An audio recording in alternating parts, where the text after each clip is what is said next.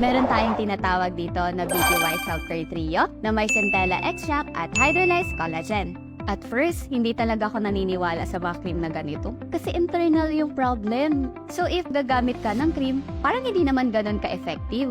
Pero si BTY, although hindi pa natatanggal yung mga varicose veins, grabe na yung effect sa mga varicose veins ko. Kailangan mo talaga siyang gawin religiously para totally ma-heal niya yung mga affected area mo. So una kong napansin kay BTY Self-Care Trio is meron siyang cooling effect, tapos nakakalma niya talaga yung pamamaga ng varicose veins ko. So ipapakita ko sa inyo yung before para makita ninyo na galit talaga yung mga ugat ko dyan. Tapos ipapakita ko naman yung after 3 weeks para makita nyo naman na kumalma na yung varicose veins ko. Tapos after 3 months, ganito na yung effect sa akin.